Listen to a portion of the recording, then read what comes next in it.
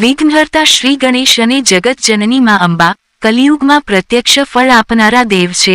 પૂજ્ય શ્રી પ્રફુલ્લભાઈ શુક્લ. સાઉથ આફ્રિકાના કેપટાઉનમાં યજમાન શ્રી દર્શનભાઈ જેરામભાઈ પટેલના નિવાસે કથાકાર પરમ પૂજ્ય શ્રી પ્રફુલ્લભાઈ શુક્લે બુધવારના નિત્ય નિયમ પ્રમાણે શ્રી ગણેશ પૂજા કરી હતી. સાથે ગણપતિ પૂજાનું મહત્વ સમજાવ્યું હતું. આ પ્રસંગે સુરતથી પધારેલ સુપ્રીમ કોર્ટ ઓફ ઇન્ડિયાના એડવોકેટ શ્રીમતી પ્રીતિબેન જોશીએ સાઉથ આફ્રિકામાં પૂજ્ય શ્રી પ્રફુલ્લભાઈ શુક્લની કથાના પ્રભાવનું વર્ણન કર્યું હતું.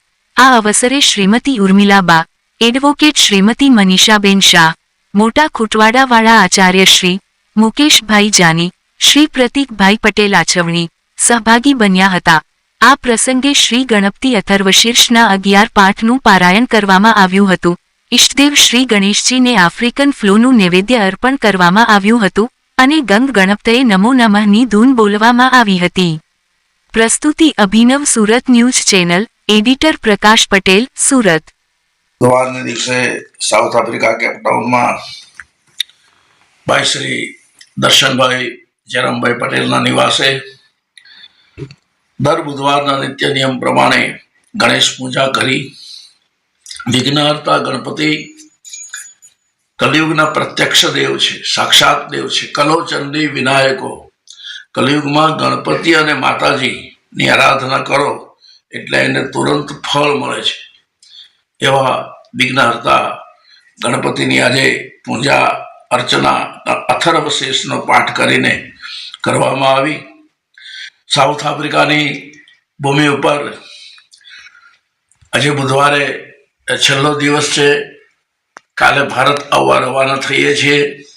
પણ મારે એટલું જ કહેવાનું કે બેન ઉર્મિલાબેન અને ભાઈ શ્રી દર્શનભાઈ દ્વારા અમારું જે 8-9 દિવસ સુધી આતિથ્ય કરાયું, ખરેખર ખૂબ યાદ રહેશે.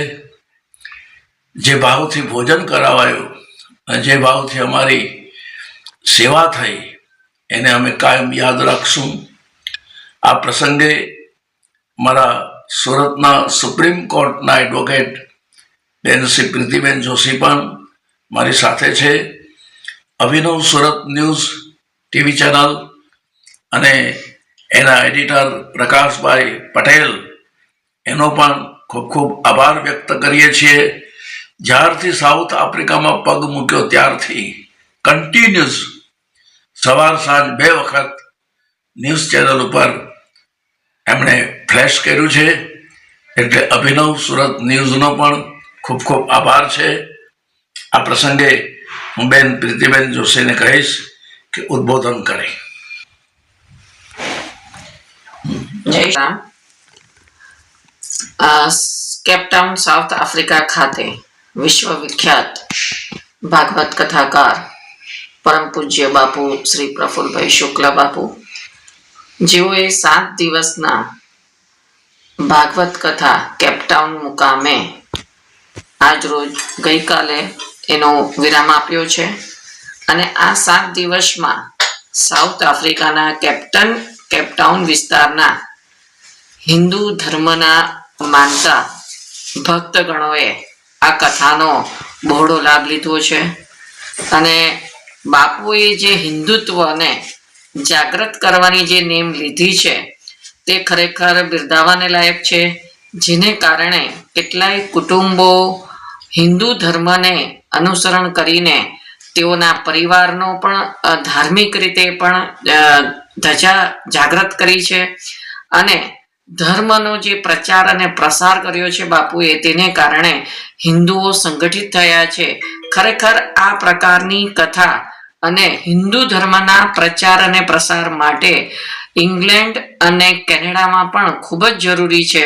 આપણા હિન્દુ ધર્મની જાગૃતિ માટે પણ, અને જે લોકો હિન્દુ વિમુખ થઈ રહ્યા છે તો તેઓને પણ પોતાના ધર્મ તરફ ફરી વાળવા માટે અને હિન્દુત્વને જાગૃત કરવા માટે પણ આવી કથા તેમજ આવા ધર્મના પ્રચાર અને પ્રસાર ખૂબ જ જરૂરી છે.